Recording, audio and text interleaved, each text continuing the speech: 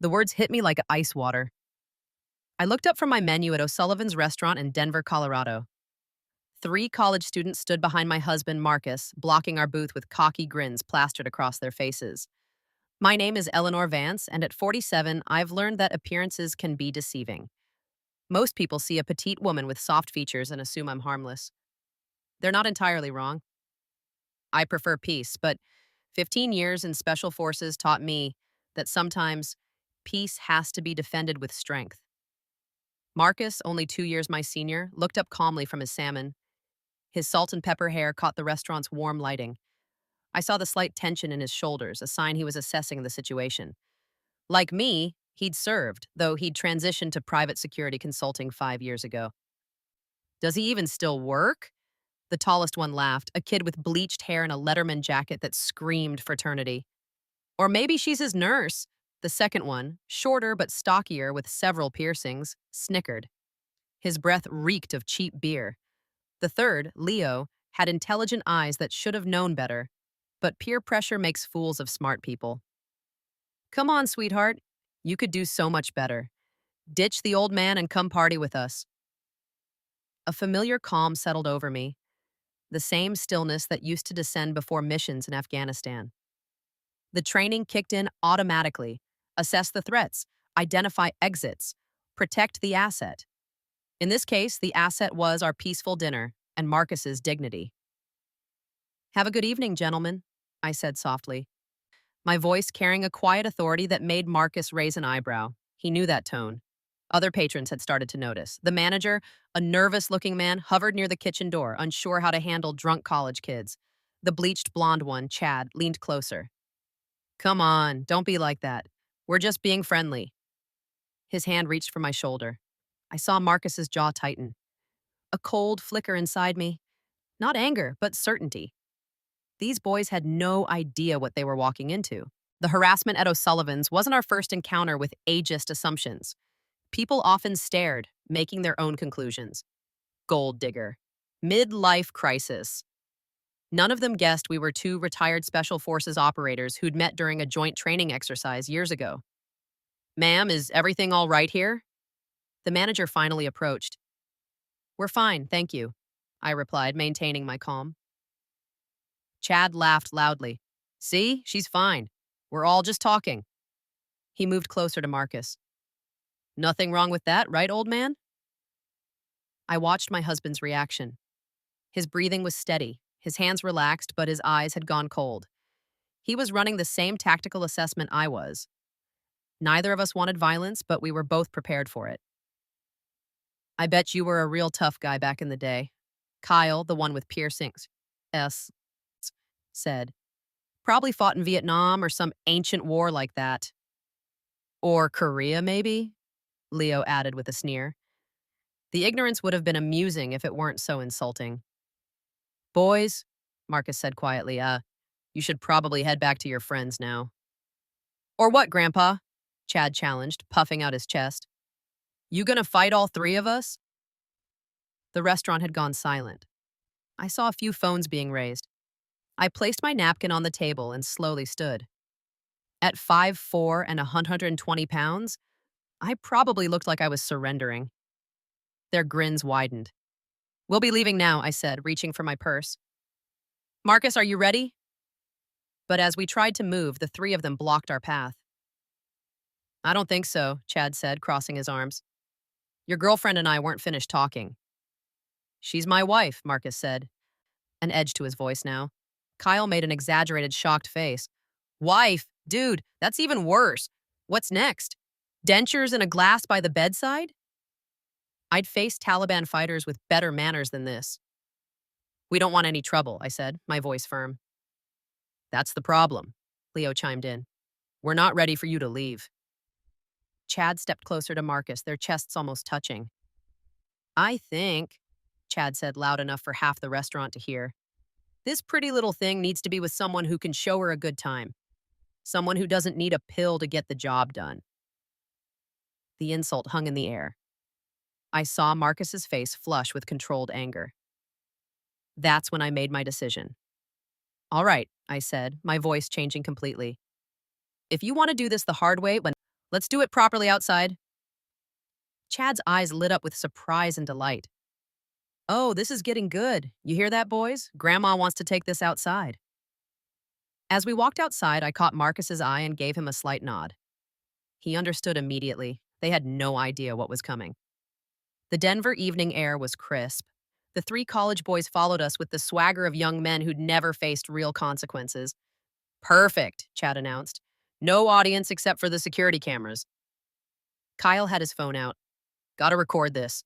Three college guys versus Grandpa and his sugar baby. This is going viral. I shrugged off my light cardigan, folded it carefully, and placed it on the hood of Marcus's truck.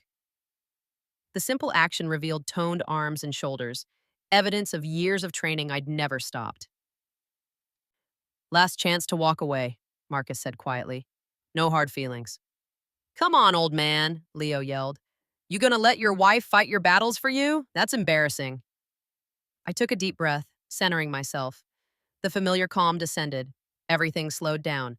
Every detail became crystal clear. All right, I said, rolling my shoulders. You want me? One at a time. The way I said it, with complete confidence and no trace of fear, finally penetrated Chad's alcohol-soaked brain. For the first time, uncertainty flickered across his face. What did you just say? You heard me, I continued, my voice taking on the command tone I used to brief missions. One at a time, no weapons. Leo took a half step back. Look, maybe we got a little carried away.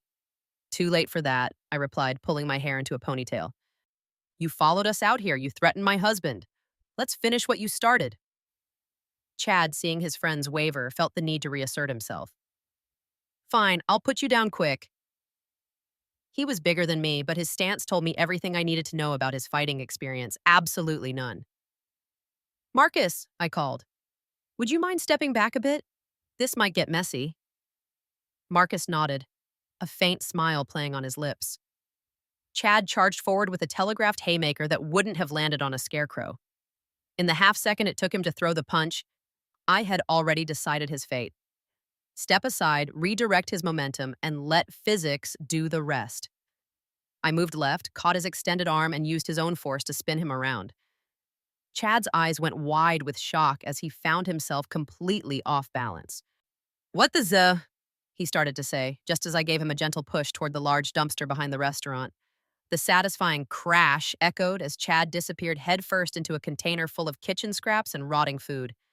Kyle stood frozen, his mouth hanging open. How did you? Physics, I explained conversationally. Your friend provided the mass and the acceleration. I just provided the direction.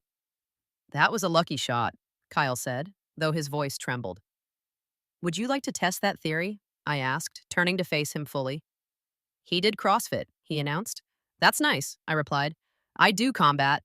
He charged with more technique than Chad. But as he reached for me, I grabbed his belt, using his forward momentum to help him continue his journey into the decorative fountain nearby. The splash was tremendous. Kyle surfaced, sputtering, his tough guy persona dissolving along with his hair gel. My phone, he wailed. Leo, the only one still standing and dry, looked at his friends, then at me. He started to sob. I'm sorry, he said, pulling out his phone with shaking hands. We were drunk. I just want to go home to my mom. The entire confrontation had lasted less than 3 minutes. Marcus approached, shaking his head in amazement.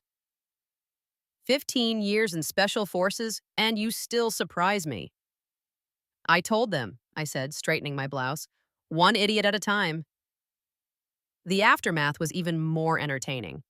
Chad finally climbed out of the dumpster, covered in what looked like marinara sauce and wilted lettuce. This is assault, he yelled. I'm calling the cops. Excellent idea, I agreed. Let's call them together.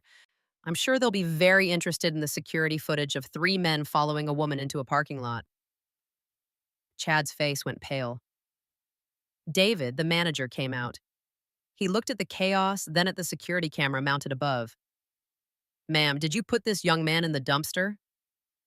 Not at all, I said honestly, but I simply stepped out of his way when he tried to hit me. Momentum did the rest. A cook standing nearby was trying very hard not to laugh. Chad, shut up, Kyle hissed.